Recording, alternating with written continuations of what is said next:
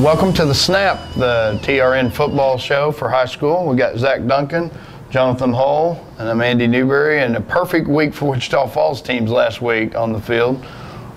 City View won. Yeah. Hershey pulled up a nice upset. Big win for the and Ryder kicked it off Thursday night with a tough 43-41 win. Yeah, that was a real entertaining game as well, and the one that the Ryder definitely needed to get, and now they're in the tie for first place in the district, four-way tie. Yeah, because last week if you lose and fall to 2-2, you just feel like you're fighting for your life. Yeah. And you get to 3-1, you feel like maybe you win the district. Right now they have more control over their own destiny than anybody in that district. They went out, they'll be district champs. Absolutely, yeah. So, and Wichita High had to have a win, which a 1-point win would have been good.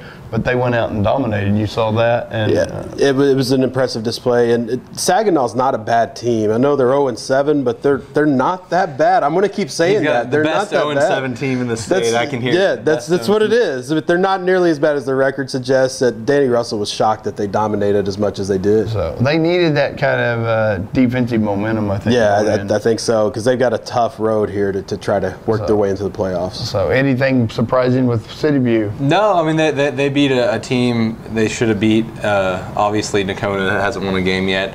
Good win for them. They get Cisco this week. Windthorst Archer C was a pretty entertaining game. That's where I was at. Windthorst was up 27-0, kind of like the Ryder game. You know, Ryder didn't, although that was after one quarter. Big leads can get away. 27-0, you're thinking, oh, this game's probably over. And then next thing I know, my game's 27-20, and y'all's game got tied. And I had Iowa Park. Iowa Park jumped out. And then it got back to a one-score game, and they jumped off 21-0. But the big impressive win for the Hawks. Yeah. The big thing was all three of those teams closed it out. You know, sometimes there's where's Hershey had to come from behind win. Yeah. Big-time defensive plays at the end of their game. That was a big one. I wasn't that surprised by that because Gainesville's got some guys banged up, but that's a great win for the Huskies. Well, when we come back, we'll look at Friday night's action.